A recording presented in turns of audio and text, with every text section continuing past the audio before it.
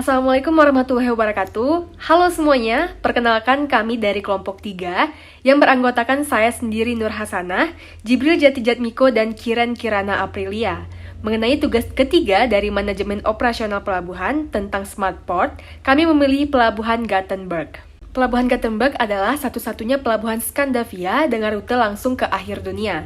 Pelabuhan ini berada di daerah Gothenburg, Swedia, dan juga merupakan pelabuhan terbesar di Skandinavia. Pelabuhan ini merupakan lokasi perdagangan internasional Swedia dan berfungsi sebagai pintu gerbang alami ke dunia untuk impor dan ekspor Swedia.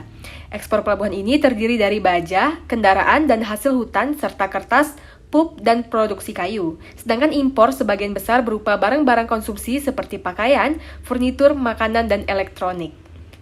Jenis kargo yang ditangani oleh Gothenburg sendiri ada 4, yaitu pertama ada kontainer. Melayani kontainer hingga transshipment kargo impor dan ekspor, serta layanan pergudangan dan logistik. Dan kontainer ini akan dikirim ke Amerika Utara, Afrika Utara, Timur Tengah, India, Korea Selatan, Cina, dan bagian lain di Asia. Kedua ada Ro-Ro and Cars. Pelabuhan Gothenburg memiliki 4 terminal Ro-Ro, dilengkapi untuk menangani semua jenis barang bergulir serta kontainer dan kaset. 2 dari 4 terminal memiliki hubungan rel dengan rel yang langsung menuju dermaga. Di terminal pelabuhan atau di dekatnya ada beberapa terminal reload yang menawarkan staffing dan stripping. Ketiga, ada breakbulk atau lolo vessel. Kapal breakbulk ini membawa produk antara lain seperti bensin, solar, aspal, LPG, bahan kimia, aftur, dan produk lainnya yang terdapat pada layar. Serta yang terakhir ada breakbulk cargo. Breakbulk ini ditangani di semua terminal pelabuhan Gothenburg dengan keterampilan dan presisi yang cukup tinggi. Dan jenis kargo ini melayani seperti angin turbin dan turbin pembangkit listrik tenaga air, rolling stock, helikopter, generator, baja, serta layanan lainnya yang terdapat pada layar.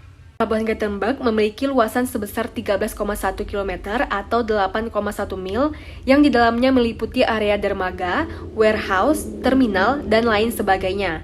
Dan pelabuhan ini memiliki 6 layout. Dapat dilihat pada layar ada 6 layout yang diberi dengan warna yang berbeda.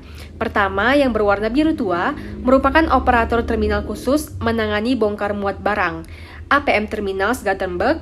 Terminal Ro-Ro Gothenburg menangani semua bentuk kesatuan barang bergulir, trailer, dan mobil. Logent Ports dan Terminal adalah pelabuhan import dan ekspor utama untuk kendaraan, serta Stand-Line memiliki 2 terminal ferry Ropex yang terletak di pusat. Kedua, layout berwarna orange merupakan area logistik. Disinilah barang disiapkan untuk pengiriman, misalnya dengan memuat kontainer atau mengubah pembawa muatan. Ketiga, ada layout berwarna dongker, merupakan area refinery, dan di area ini memiliki 3 kilang. Keempat, ada layout berwarna biru muda, merupakan car clusters. Kelima, ada layout berwarna coklat, yaitu tambang batu. Operasi ini dijalankan oleh Swerok dan Skanska. Dan yang terakhir, layout berwarna hijau yaitu Natur area, merupakan area lahan lindung dengan hutan raya, cagar alam di timur, dan Natura. Berikut merupakan aspek teknologi dari penerapan Smart Port di Pelabuhan Gothenburg. Yang pertama adalah Fossil Free Last Mile Transport. Pelabuhan Gothenburg menghubungkan kota-kota di benua Skandinavia dengan 19 keberangkatan setiap minggu. Barang yang diangkut dengan shuttle, diangkut dengan truk antara terminal dan gudang lokal dan pusat logistik. Sejak 5 November 2021, pergerakan transportasi di pelabuhan secara bebas fosil. Mereka menangani 1.500 kontainer dengan ukuran 20 kaki yang diangkut ke dan dari Pelabuhan Gothenburg setiap minggu. Sejak 5 November, semua truk di perusahaan yang digunakan untuk transportasi antara terminal dan gudang terdekat serta pusat distribusi dijalankan sepenuhnya dengan bahan bakar terbarukan HVO 100, yaitu bahan bakar yang berasal dari lemak hewan, residu minyak goreng rumah tangga, atau minyak nabati murni. Dengan demikian, Pelabuhan Gothenburg beroperasi bebas fosil ke kombi terminal, mencapai penghematan emisi karbon transportasi jarak jauh sekitar 90%. Yang kedua adalah Bed Planner. Bed Planner adalah alat digital baru yang akan membuat panggilan di Pelabuhan Gothenburg lebih hemat waktu, hemat biaya, dan ramah lingkungan. Bed Planner dikembangkan oleh Gothenburg Port Authority dalam kemitraan dengan perusahaan Finlandia, yaitu AWEC AI.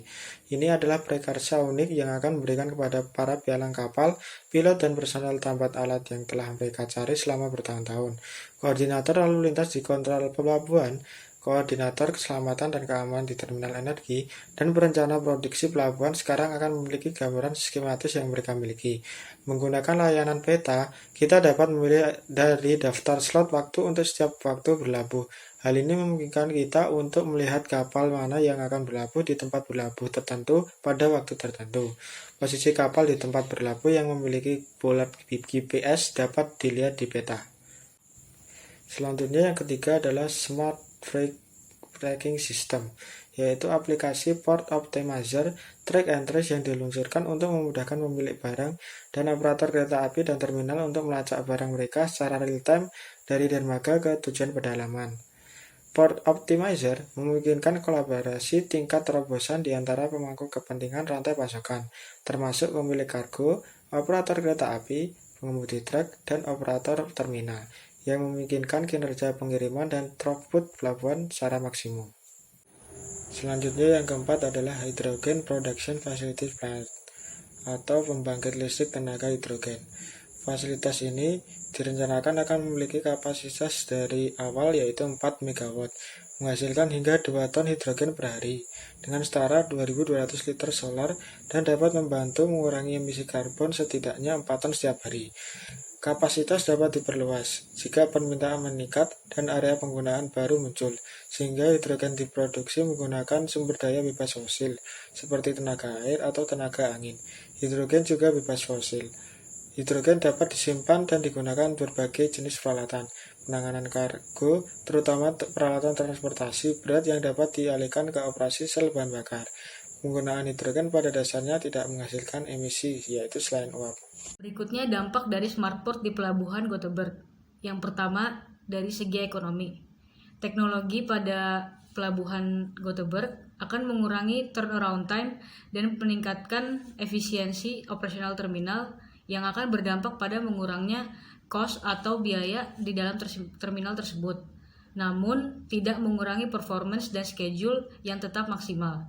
Lalu berikutnya dari segi lingkungan.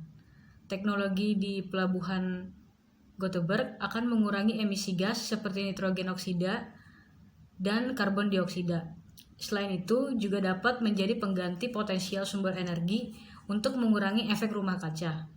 Yang terakhir dari segi industri, yaitu peningkatan layanan pengiriman kegiatan ekspor-impor dari atau ke seluruh dunia melalui Pelabuhan Gothenburg. Sekian dari presentasi kami. Bila ada salah kata kami mohon maaf. Semoga presentasi kami bermanfaat dan atas perhatiannya kami ucapkan terima kasih.